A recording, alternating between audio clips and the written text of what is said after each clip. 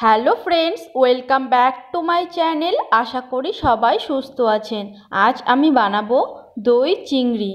প্রথমে তেল গরম করে চিংড়ি মাছগুলো লবণ হলুদ দিয়ে মেখে ভেজে নেব। এখানে আমি চিংড়ি মাছগুলো হালকা করে ভাজবো, কারণ বেশি ভাজলে চিংড়ি মাছ শক্ত হয়ে যায়। আমার ভাজানো হয়ে গেছে, তুলে নেব।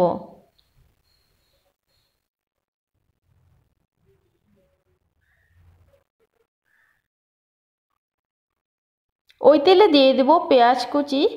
এখানে আমি পেঁয়াজগুলো মোটা মোটা করে কেটে নিয়েছি।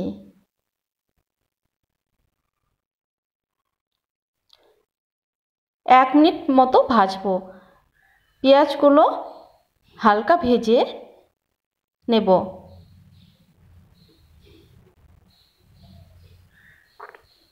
দিয়ে দেব রসুন আর আদা।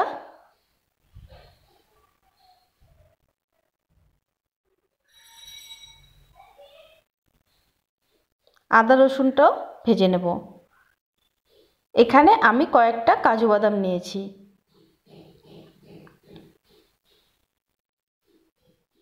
সবগুলো ভালোভাবে ভেজে নেব।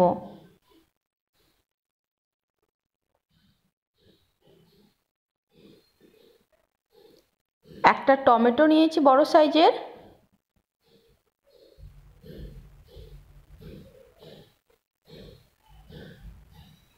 দিয়ে দেব হলুদ গুঁড়ো 1 চামচ, জিরে গুঁড়ো 1 চামচ, ধনিয়া গুঁড়ো, শুকনো লঙ্কা গুঁড়ো।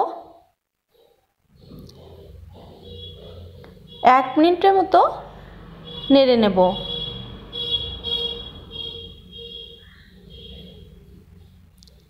এবারে এগুলো ঠান্ডা করে পেস্ট করে নেব।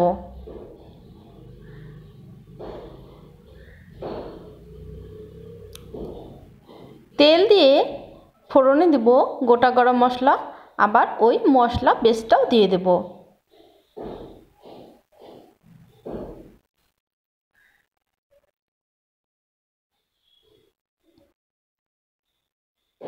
পরিমাণ মতো লবণ দেব।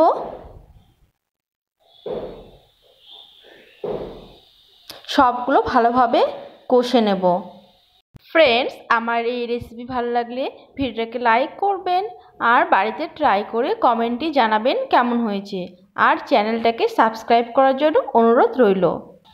ফ্রেন্ডস, আমার মশলা থেকে তেল ছেড়ে দিয়েছে, তার মানে আমার মশলা কষা হয়ে গেছে। এবারে গ্যাসের আঁচ লোয়ে বা বন্ধ করে ফেটানো টক দই দিয়ে দেব। দিয়ে দেব চিনি।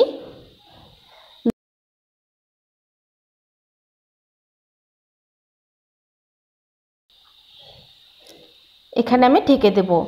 একদম লো আছে 1 থেকে 2 মিনিট রাখবো। দেখুন কালারটা আমার অনেকটা চেঞ্জ হয়ে গেছে, তেলও ছেড়ে দিয়েছে।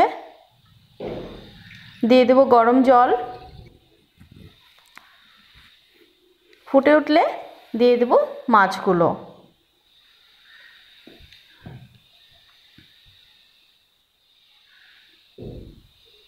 আবারও ঢেকে 5 মিনিটের মতো রান্না করব।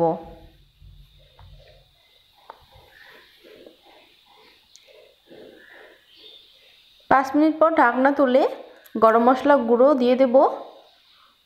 আর 1 থেকে 2 মিনিট রান্না করলে আমাদের দই চিংড়ি একেবারে রেডি।